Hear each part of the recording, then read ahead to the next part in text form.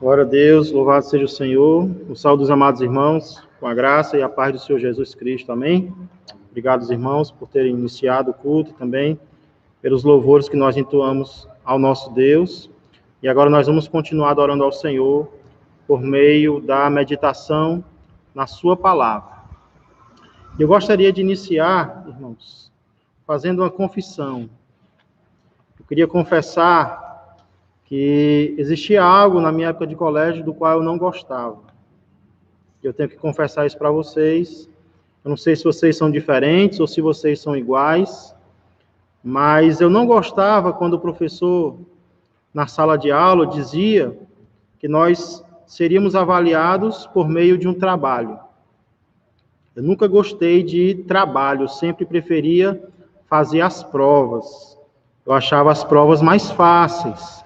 Porque você estudava, você memorizava e você simplesmente colocava aquilo no papel. Então, eu preferia ser avaliado assim, através de provas. Não gostava quando o professor chegava dizendo que nós íamos ganhar ponto ou íamos ser avaliados por meio de um trabalho. E piorava mais ainda quando ele dizia que o trabalho não era individual, o trabalho era em equipe. Aí eu ficava mais chateado ainda, porque sempre tem aqueles que se escoram, né? Sempre esperam mais por um ou mais por outro, e demora muito, e tem aquela conversa toda. Eu gostava, se fosse para fazer trabalho, eu gostava mais que fosse trabalho individual, porque aí eu sabia a hora de começar, a hora de terminar, do jeito que eu queria. Trabalho em equipe sempre é mais difícil. Às vezes é melhor, mas é mais difícil, com certeza. E por que eu estou me referindo a isso? Porque no culto matinal de hoje, eu quero falar sobre um dever. Só que esse dever é muito mais importante do que qualquer um da nossa época de escola. É um dever muito mais importante do que qualquer trabalho de colégio. Esse dever se chama santidade. E por que a santidade é mais importante que trabalhos escolares ou trabalhos de faculdade, que também são muito importantes? Porque, irmãos, a santidade é, para começar, o propósito pelo qual Deus nos escolheu. Algumas pessoas pensam que santidade é um detalhe da nossa vida, ou que santidade é, digamos assim, um anexo da nossa salvação. O importante é nós sermos salvos.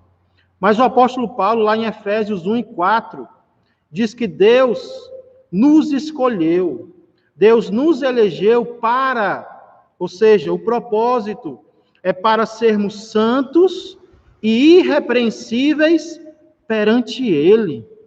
Então, Deus nos elegeu, Deus nos escolheu, e muitas vezes nós esquecemos o propósito para o qual Ele nos escolheu. É para sermos santos, é para sermos separados do pecado para Ele.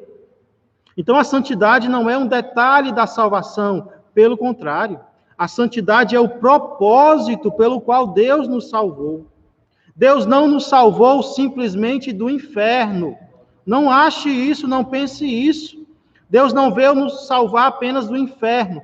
Deus enviou o seu Filho para nos salvar da causa do inferno. Porque o inferno existe, e o inferno existe por causa do pecado. Então, foi do pecado que Deus veio nos salvar. Então, a santidade não é um dever qualquer. A santidade não é um trabalho qualquer. É o mais importante que existe.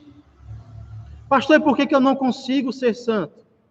Por que eu não consigo progredir nesse dever, nesse trabalho? Eu não consigo tirar boa nota, digamos assim, na santidade. Eu estou sempre caindo nos mesmos erros. Eu estou sempre caindo nos mesmos pecados.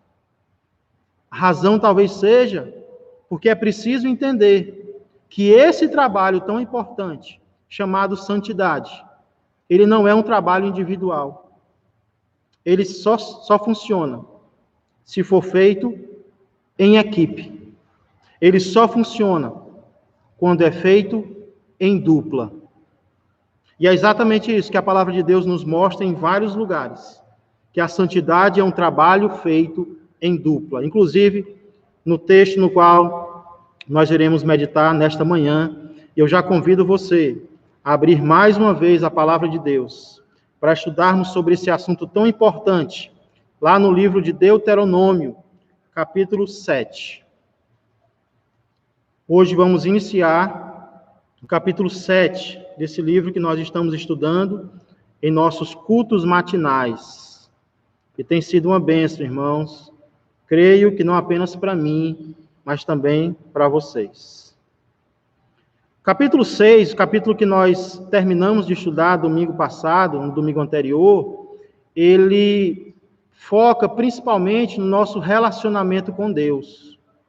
Do início ao fim do capítulo, o foco é como o povo de Deus deve se relacionar com Deus.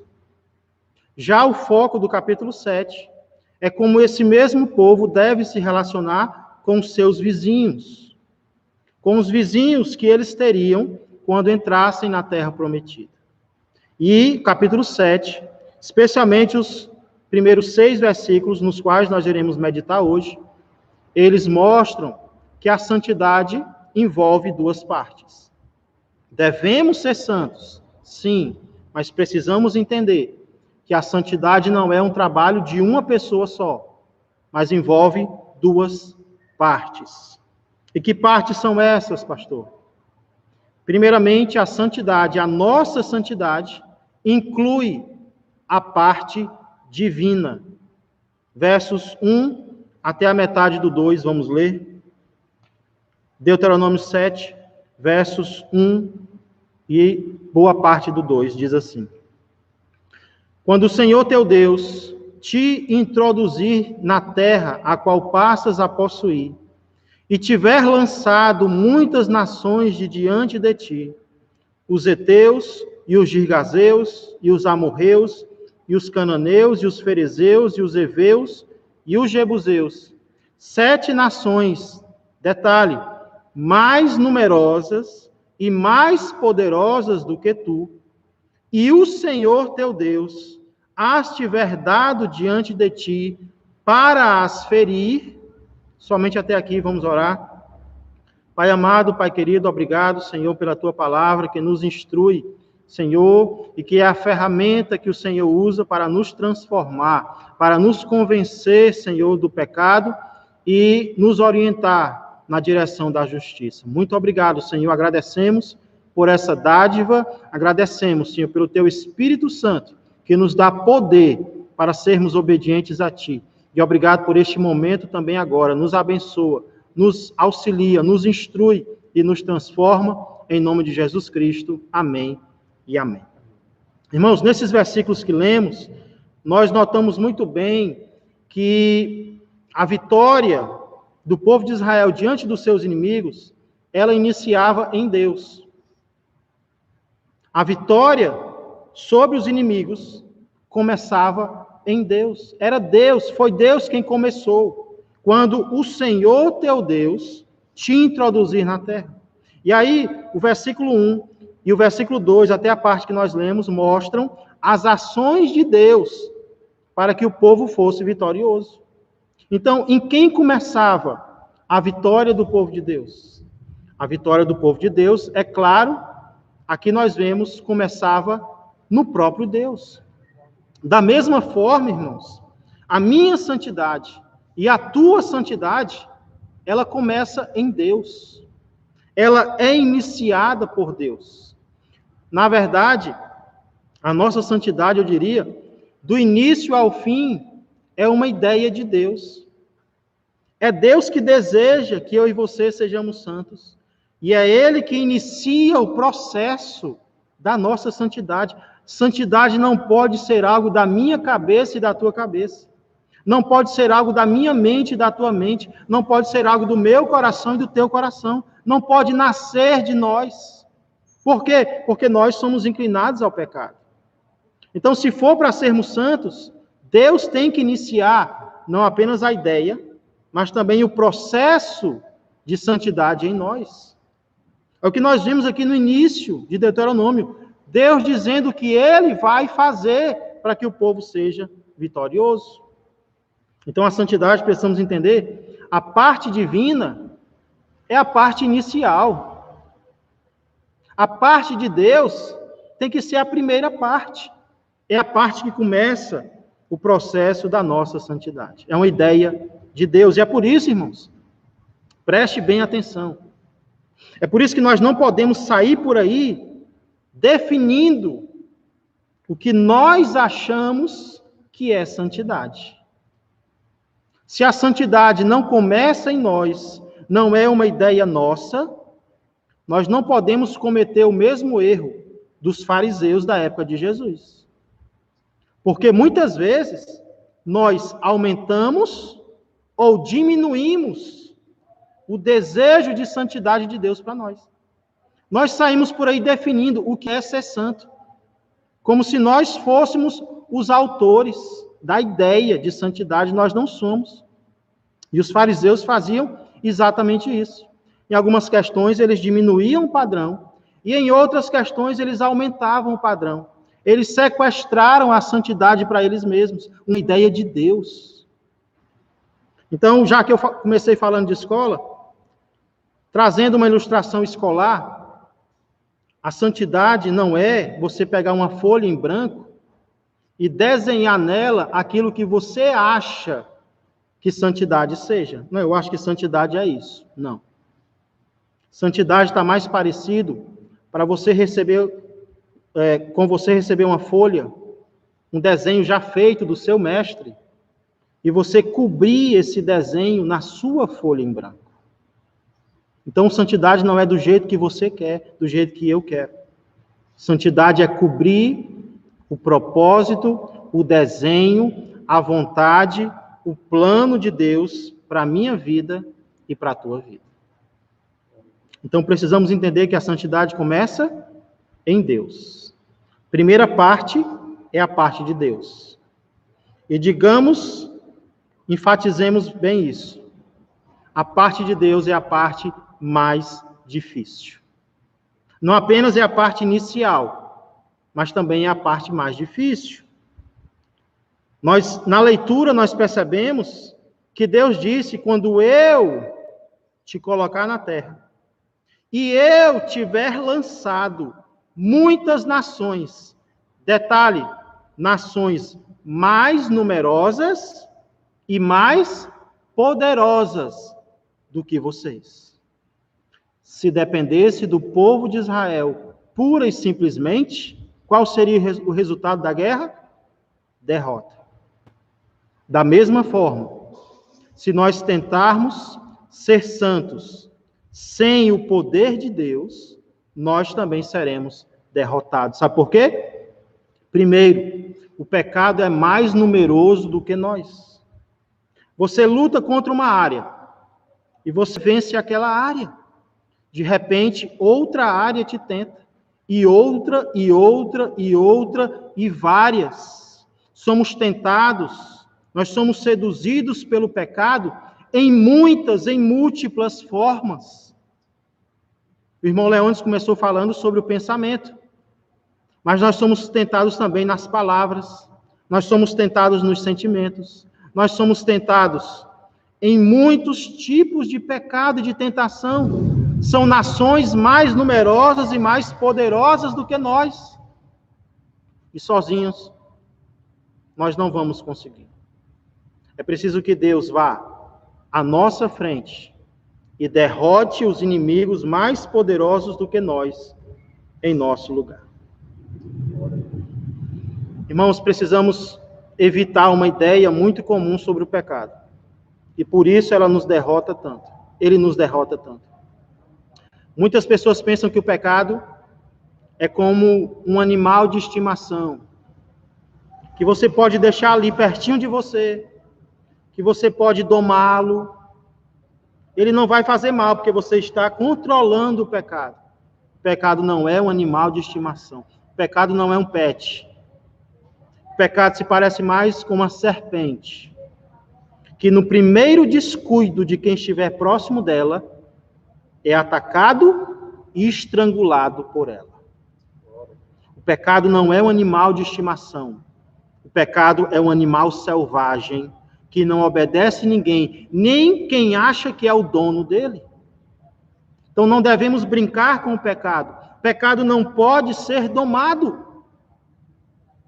Não pode ser domado e não pode ser vencido pura e simplesmente pelo homem. Essa ideia falsa de que o pecado é algo fácil de ser vencido, de que o pecado é algo simples, que não precisa da ajuda de Deus, essa ideia é combatida pelo apóstolo Paulo em vários textos, inclusive de forma muito eloquente em Romanos capítulo 7, verso 7 em diante.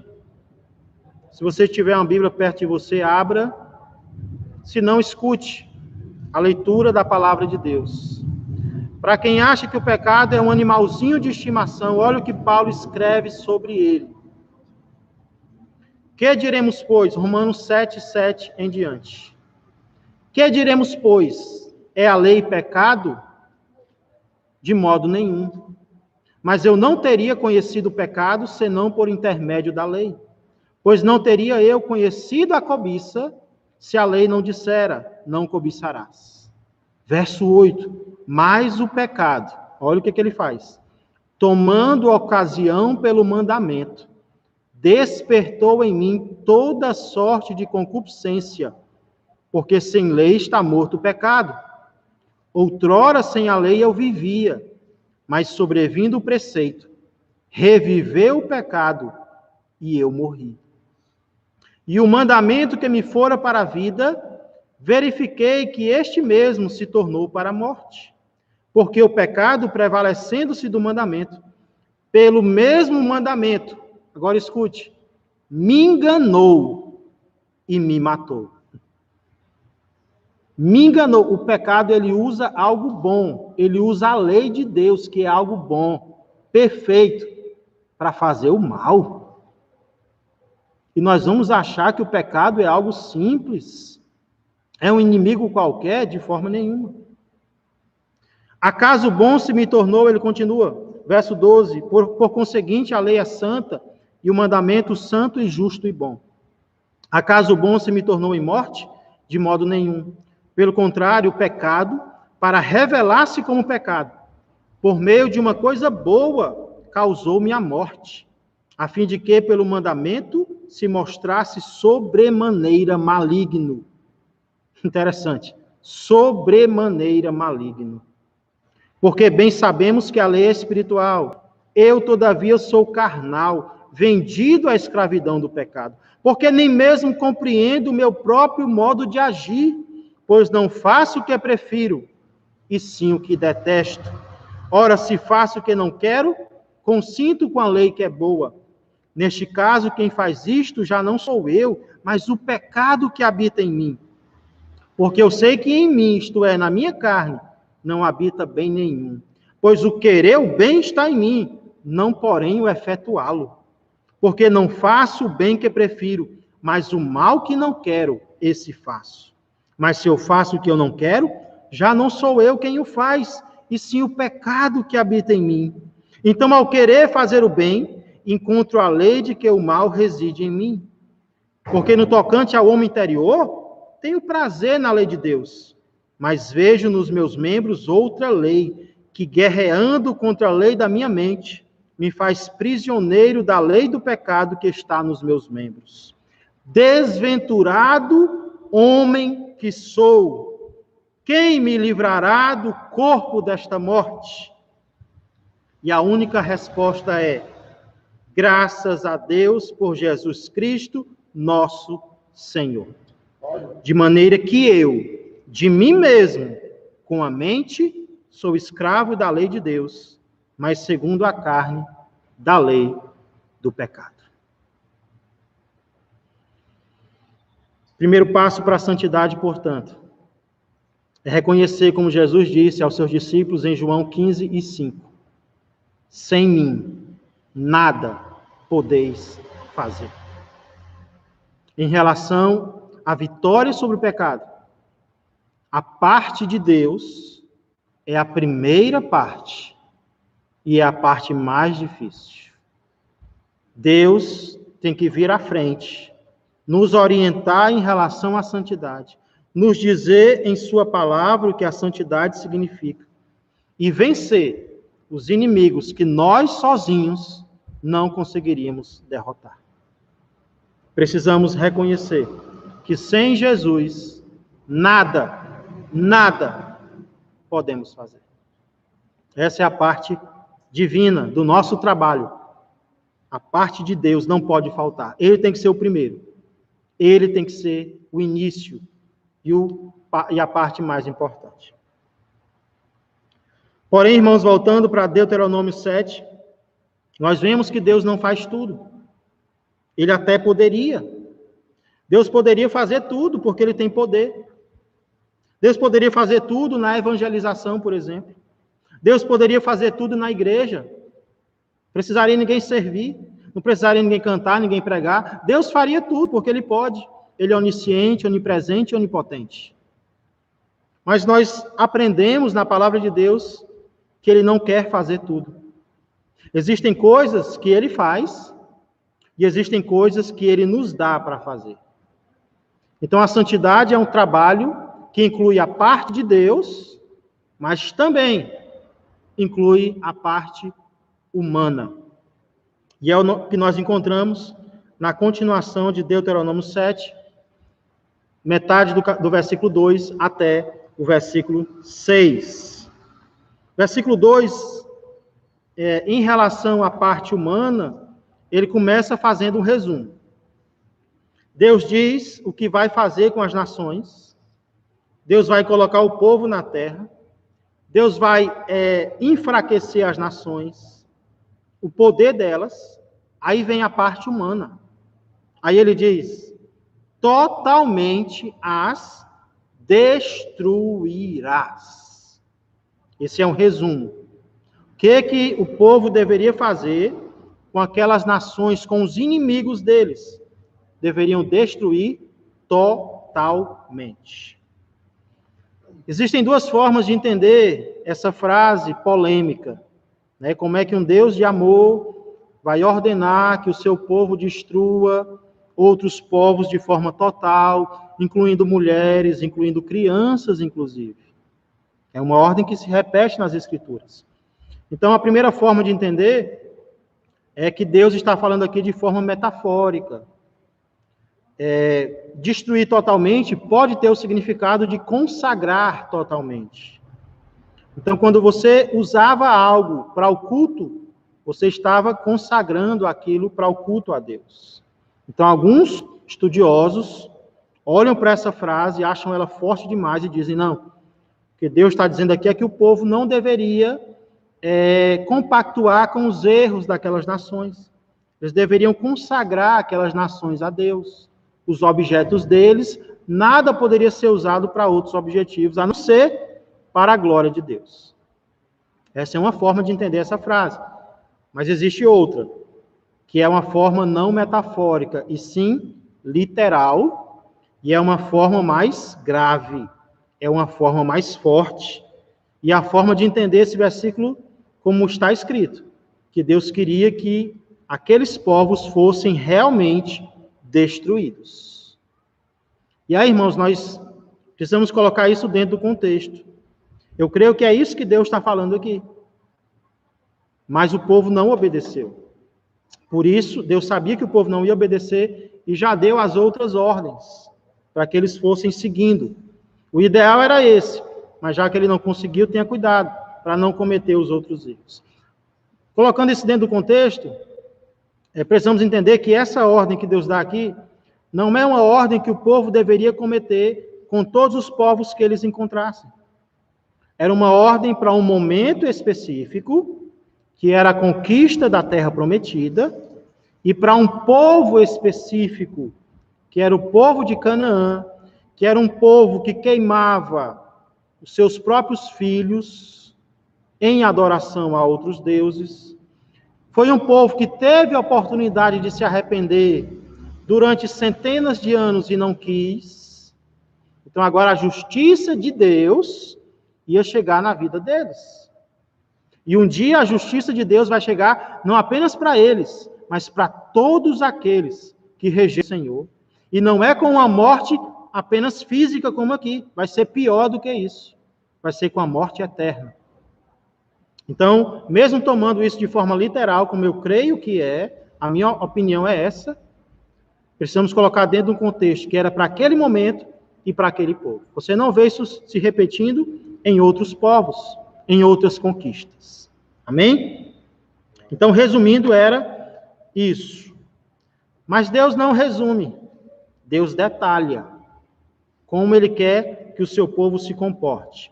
Então, ele cita o que não deveria ser feito a partir do final do versículo 2. Não farás com elas aliança, não terás pacto com essas nações, não terás sociedade com eles. Fazer aliança era se comprometer com obrigações e com direitos. Você faz isso e eu faço isso. Deus diz, não, eu não quero isso. Aí ele continua, impressionante. Nem terás piedade delas. Interessante. Nós achamos que devemos ter pena de tudo. Deus diz, não, nesse caso não. Não tenha piedade destes povos e destas nações. Irmãos, às vezes, nós vamos ter pena de algumas situações e acabamos caindo em armadilha. Quando devemos ser duros, quando devemos ser diretos e decididos, uma atitude em falso, uma atitude sem convicção, pode ser uma armadilha para o pecado entrar na nossa vida. Às vezes alguém quer conversar com você e você conversa de forma mansa. Isso é estratégia do inimigo para nos derrubar. Então, em certos momentos, nem piedade nós devemos ter. Em certas situações, devemos ser duros de coração, especialmente em relação às tentações, em relação aos pecados. Aí ele continua. Muito importante, nem contrairás matrimônio com os filhos dessas nações, não darás tuas filhas a seus filhos, nem tomarás suas filhas para teus filhos. A questão aqui, irmãos, de não contrair matrimônio com estes povos não era tanto de manter a pureza racial de Israel. Não, a questão não é essa. Nós vemos servos de Deus casando com pessoas de outros povos. A questão aqui não é racial. A questão aqui é espiritual. O que Deus está proibindo é contrair matrimônio com pessoas que mantêm a crença nos seus deuses. Qual era a cultura da época? Era que as pessoas casadas aceitassem os deuses uns dos outros. Então, Deus está proibindo isso com um cananeu que mantivesse a sua crença em Baal. E o resultado disso, no versículo 4, pois elas fariam desviar teus filhos de mim, para que servissem a outros deuses. Olha, não, eu respeito a tua religião e você respeita a minha. Né? É o namoro evangelístico. Eu vou namorar com fulano e eu vou ganhar ela para Cristo. Esse namoro daqui a pouco se transforma em casamento. E esse casamento se transforma em desvio dos caminhos de Deus. Porque essa ideia de respeitar os deuses dos outros, ela funciona na teoria, mas ela não funciona na prática. Se casar com alguém que confia no mesmo Deus que você já é difícil, imagina casar com alguém que discorda da tua fé. Aí no domingo você quer ir para um canto e a pessoa quer ir para o outro. No namoro já começa assim. Aí você que tinha o propósito de trazer essa pessoa para os caminhos de Deus, acaba se desviando. Não sei se foi o Laércio que certa vez me contou uma ilustração de alguém, por exemplo, em cima de uma cadeira, em cima de uma mesa. E alguém embaixo, em outro nível. outro nível espiritual. Qual é mais fácil? É quem está em cima trazer quem está embaixo para perto dele, ou quem está embaixo puxar quem está em cima? Qual é o mais fácil? Com certeza, o mais fácil é a má influência desviar a boa influência. Ah, mas eu quero tanto ajudar o meu amigo, né? Eu quero tanto ajudar aquela menina, aquele jovem. E aí você nem percebe que Deus já falou sobre isso na sua palavra. E pessoas, servas de Deus, caíram em pecado por causa disso. Então o propósito aqui não é racial, pura e simplesmente. O propósito aqui é espiritual. E se houvesse desvio, o que o desvio traria? Continuação do verso 4. E a ira do Senhor se acenderia contra vós outros, e depressa vos destruiria. Aí você não quer destruir essa prática, não? Você não quer destruir essa associação, não? Pois quem vai ser destruído é você. Daqui a pouco eu vou mostrar um exemplo claro disso, de um membro do povo de Deus, e o que aconteceu com ele. Para concluir, Deus enfatiza o que deve ser feito. Então, olha, observa bem. Primeiro Deus diz o que não deve ser feito. Depois Deus diz o que deve ser. Olha como Deus é específico. Verso 5. Porém, assim lhes fareis. Já disse para vocês o que eu não quero que vocês façam. Agora eu vou dizer o que eu quero, tá bom? Derribareis os seus altares, quebrareis as suas colunas. Não, mas tem que tolerar, Senhor. Não, nesse caso não. Quebrareis as suas colunas, cortareis os seus postes ídolos. Parece estranho falar de poste ídolo na Bíblia, mas em Meguido, algum tempo atrás, escavadores encontraram um altar enorme, datado de mais ou menos 1.900 anos antes de Cristo. E esse altar, ele possuía 2 metros de altura, por 9 de diâmetro, e ao lado dele ficava um pilar de pedra, e próximo a esse pilar um buraco, para a fixação de um poste, onde se presume havia um culto a Baal, em Canaã. Então eram esses postes ídolos, espécies de porta-bandeira, onde os deuses eram adorados. O que o povo deveria fazer? Cortar os postes ídolos. E ele conclui dizendo, queimareis as suas colunas de escultura. Irmãos, o que Deus está dizendo aqui, resumindo? Não participe de nada relacionado à idolatria. Não compactue, não concorde, não se atraia, não seja seduzido, não imite nada relacionado à idolatria desses povos. E qual o motivo para isso? Qual a razão de Deus? Início do versículo 6 diz: porque tu és povo santo ao Senhor teu Deus. É por causa de quem nós somos. Algumas vezes na Bíblia Deus diz, sede santos. E outras ele diz, vocês são santos. Vocês foram separados dos outros povos ao Senhor. Nós devemos ser aquilo que nós já somos. Já somos santos, por isso devemos ser aquilo que Deus nos tornou santos.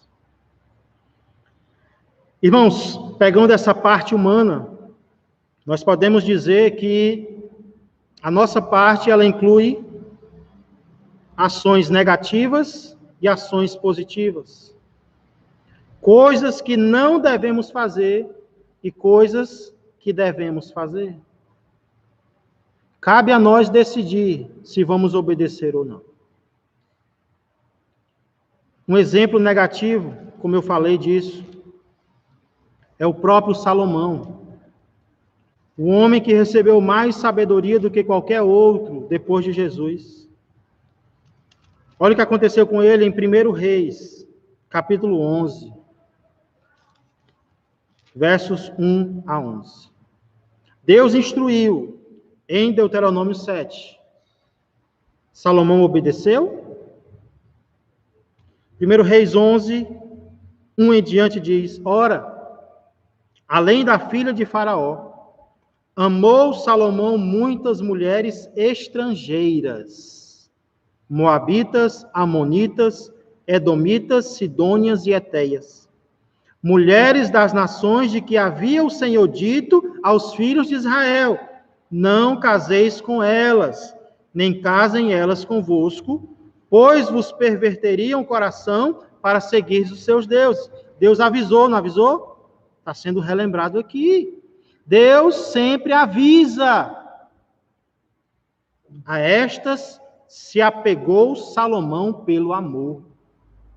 A crítica aqui não é a quantidade de mulheres que Salomão tinha, porque muitas vezes os acordos eram feitos cedendo a filha para o rei.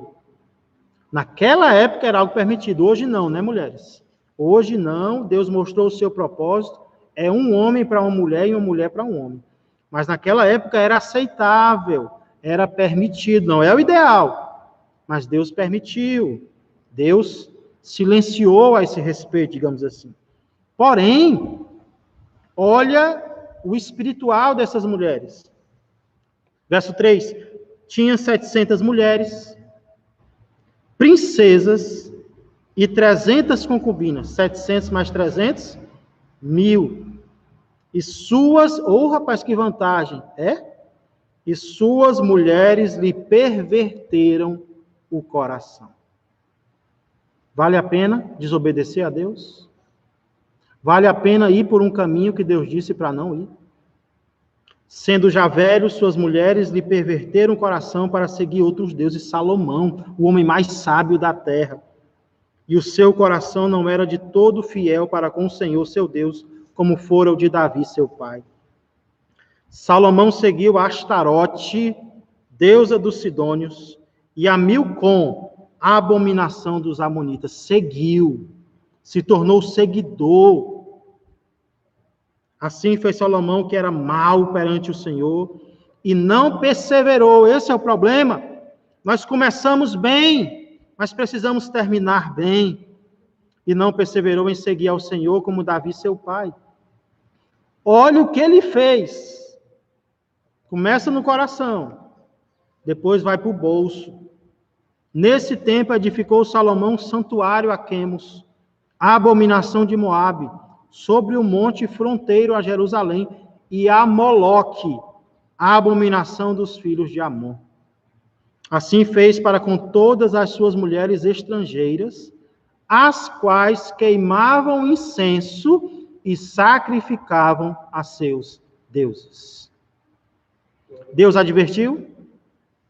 Não façam isso, não se envolvam, não se associem, não façam aliança, não casem. Isso vai ser desvio para vocês. Salomão, o homem mais sábio da terra. Pessoas vinham de longe para ouvir, e ao ouvir diziam: não me contaram nem a metade da sabedoria que você tem.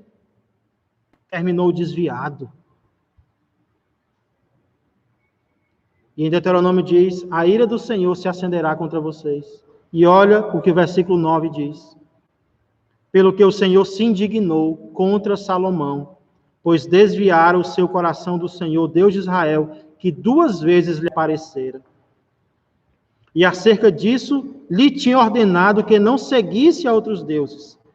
Ele, porém, não guardou o que o Senhor lhe ordenara.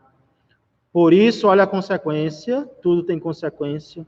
Disse o Senhor a Salomão: visto que assim procedeste, e não guardaste a minha aliança, nem os meus estatutos que te mandei, tirarei de ti este reino, e o darei a teu servo.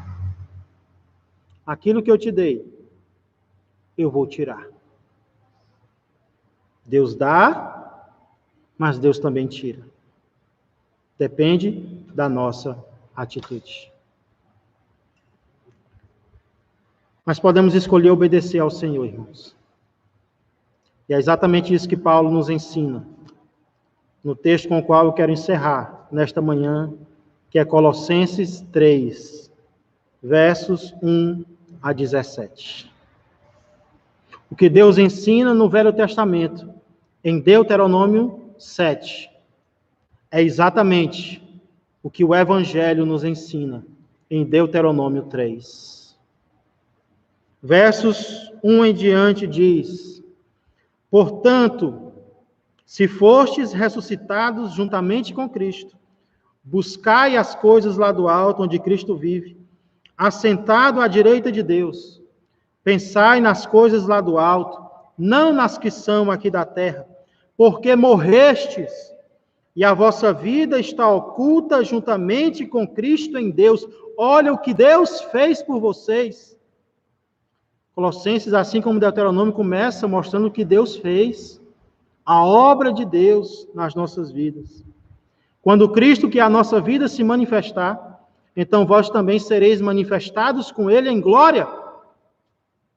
Deuteronômio segue dizendo o que não devemos fazer.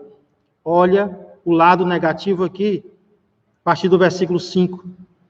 Fazei, pois, morrer a vossa natureza terrena. Prostituição, impureza, paixão lasciva, desejo maligno e avareza, que é idolatria. Deus fala de idolatria? Sim, ele diz que hoje o dinheiro é adorado. Desejo de ter mais desvia pessoas dos caminhos do Senhor. Verso 6, por estas coisas é que vem a ira de Deus, também citada lá em Deuteronômio, sobre os filhos da desobediência. Ora, dessas mesmas coisas andastes vós também noutro tempo, quando vivieis nelas. Agora, porém, despojai-vos igualmente de tudo isto: ira, indignação, maldade, maledicência, falar mal, linguagem obscena do vosso falar, linguagem imoral. Não mintais, olha, não mintais uns aos outros, uma vez que vos despistes do velho homem com seus feitos e vos revestistes do novo homem, que se refaz para o pleno conhecimento, segundo a imagem daquele que o criou, no qual não pode haver grego nem judeu, circuncisão nem circuncisão, bárbaro, cita, escravo, livre, porém Cristo é tudo em todos. Não façam isso. Retirem isso da vida de vocês. E para concluir, Deuteronômio disse o que devemos fazer. Colossenses também. Revesti-vos, pois, versos 12 a 17, como eleitos de Deus, santos e amados, de ternos afetos de misericórdia, de bondade, de humildade, de mansidão, de longanimidade. Começa com o nosso trato uns com os outros, nosso sentimento em relação uns aos outros. Suportai-vos, pastor, eu não suporto fulano. Suportai-vos uns aos outros. Mas eu não esqueço o que fizeram comigo. Perdoai-vos mutuamente. Caso alguém tenha motivo de queixa contra outro, é motivo mesmo, viu?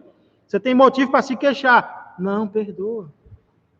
Assim como o Senhor vos perdoou, assim também perdoai vós. Aí é covardia, né? Como Deus me perdoou, aí eu não tenho desculpa, eu tenho que perdoar mesmo, porque eu fui perdoado por Deus. Acima de tudo isto, porém, esteja o amor, que é o vínculo da perfeição. Seja a paz de Cristo o árbitro, o juiz em vosso coração, a qual também foste chamados em um só corpo, e sede agradecidos. Dê graças, em vez de murmurares, canta. Verso 16, habite ricamente em vós a palavra de Cristo. Instruí-vos e aconselhai-vos mutuamente. Manda mensagem para o teu irmão, instruindo, aconselhando. Um versículo. Em toda a sabedoria, louvando a Deus com salmos e hinos, manda um áudio louvando e cânticos espirituais com gratidão em vosso coração. E tudo o que fizerdes, último versículo, seja em palavra, seja em ação, Fazei-o em nome do Senhor Jesus, dando por ele graças a Deus Pai. Eu não vou fazer pelo homem, eu vou fazer por Jesus e para Jesus, dando por ele graças a Deus Pai. Irmãos, desses textos nós desfazemos duas ideias erradas. Primeiro, a nossa santidade depende apenas de nós mesmos. Errado. A nossa santidade começa em Deus. Dependemos de Deus. Isso serve para você que até hoje tem se esforçado para ser uma pessoa boa. Mas o teu esforço não vai te levar à perfeição. Eu conheci pessoas que estavam vivendo assim. E no final se frustraram. Porque nós não podemos nada sem Deus na nossa vida.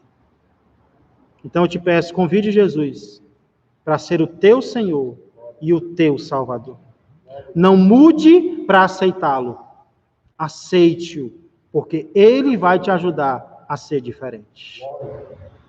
Segunda ideia errada que esses textos desfazem é que a nossa santidade depende apenas de Deus.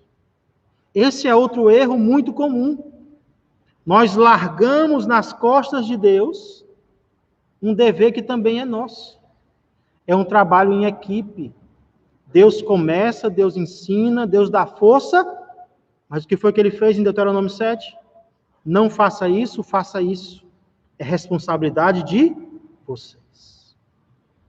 Como o irmão Leones falou no início, nós não podemos impedir que os pássaros voem sobre a nossa cabeça. Existem coisas que estão além do nosso alcance. Mas nós devemos e podemos impedir que eles façam um ninho. Existem coisas em relação ao pecado que nós não podíamos fazer. Deus veio e fez. E agora ele diz, agora é com você. Decisões que você tem que tomar. De se afastar de pessoas, de lugares e de atividades que não agradam a Deus. Conversas que você tem que parar de ter. Pensamentos que você precisa parar de ter. Lugares que você precisa parar de passar em frente. Jó era um homem íntegro e reto, temente a Deus e que se afastava do mal. Eis o segredo, irmãos. Se eu tenho problema com bebida, eu não vou passar em frente ao bar, eu não vou ficar em frente, eu vou fugir, eu vou me afastar. Se afastar do mal. Se tem alguém na tua rede social que está te tentando, derriba esse altar. Corta esse poste e coluna. Toma uma decisão radical. Era o que Deus estava dizendo. Senão você vai se desviar. E se você se desviar, a ira de Deus vai se acender na tua vida. E Ele vai tirar coisas que Ele te deu. E Ele sabe o que dói.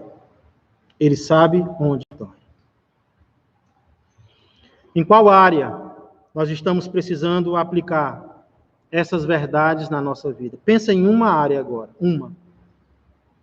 na qual as verdades desses textos precisam ser aplicadas em nossa vida. Em qual área nós não estamos conseguindo ser santos como Deus quer? Em qual área? Apenas uma. Está sendo mais difícil para você. Que decisão você vai tomar hoje? Primeiro, eu sugiro, eu dependo de Deus para vencer esse pecado. Mas Deus já me deu poder. Então agora eu vou decidir o que eu vou afastar da minha vida e para o lugar não ficar vazio, o que eu vou aproximar. De quais pessoas eu vou me afastar e de quais eu vou me aproximar. De quais objetos eu vou me afastar e de quais objetos eu vou me aproximar. Está aqui um, do qual a gente deve se aproximar todos os dias. A santa palavra de Deus. Que esse trabalho em dupla seja todos os dias feito. Que Deus tenha misericórdia de nós. Existe um louvor, gostaria que nós ouvíssemos agora, que fala sobre a atitude que nós podemos ter.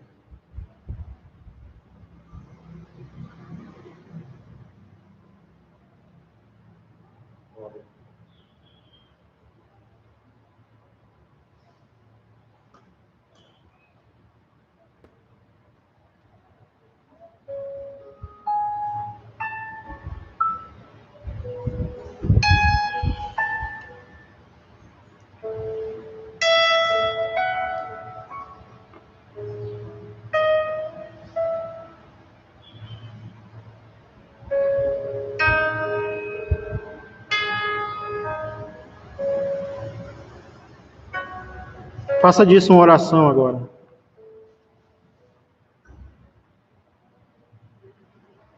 Por ter manchado teu altar, eu me arrependo. Glória a Deus. Envergonhado teu nome, me arrependo.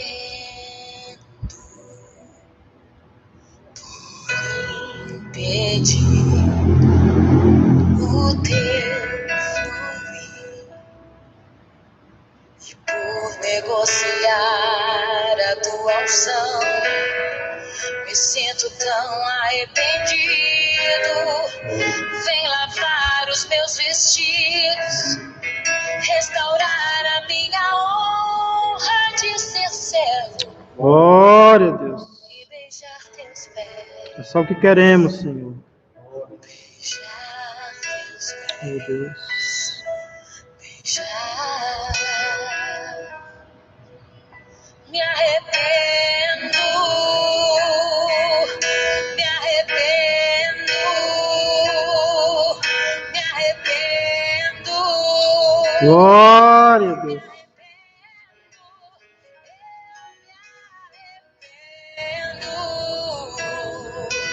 Me arrependo,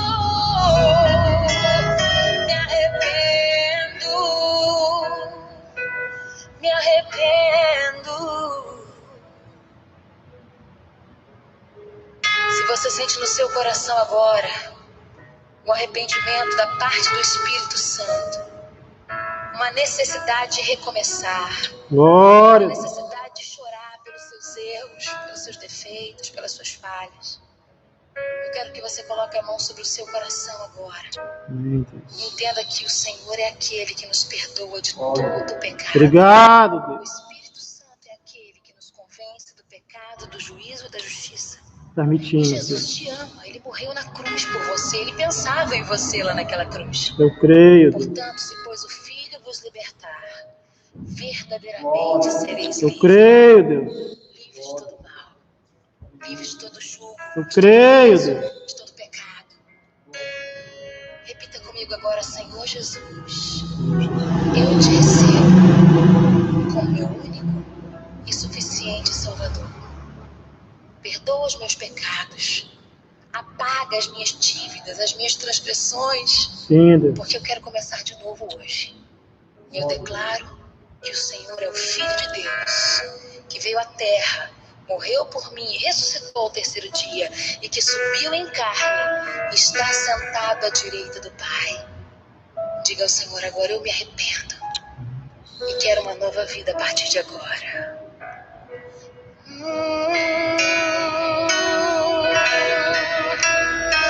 Me arrependo. Seja sincero, Deus. Me arrependo. Me arrependo. Cante comigo. Me arrependo. Eu me arrependo. Me arrependo. Me arrependo. Me arrependo. Seja livre. Esteja livre. Porque o Senhor recebeu o seu arrependimento. Obrigado, Deus. E o Senhor te perdoa e te lava com o sangue dele agora. Eu creio, Seja Deus. livre. Perdoa-nos, Você Deus. pertence ao Senhor Jesus Cristo. Lava-nos, Deus. Nenhum mal te sucederá. Praga alguma chegará à tua tenda. Amém.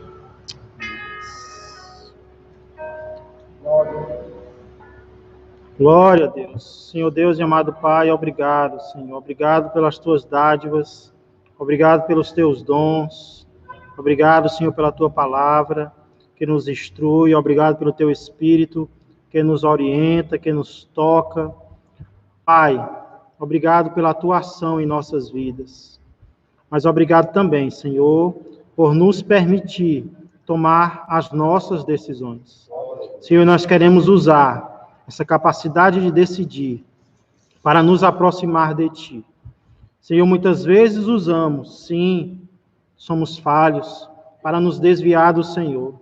Mas eis-nos aqui, Senhor, como cantamos, desejando recomeçar. Pai, que não seja algo superficial, mas que seja do mais profundo do nosso ser. Senhor, nos ajuda, nós queremos nos arrepender totalmente e servir ao Senhor totalmente. Que não venhamos a brincar, Senhor, com o pecado, mas reconhecê-lo como algo poderoso e forte, mais forte do que nós, porém não mais forte do que o Senhor. Muito obrigado, é o que eu peço e agradeço, em nome de Jesus Cristo. Amém e amém.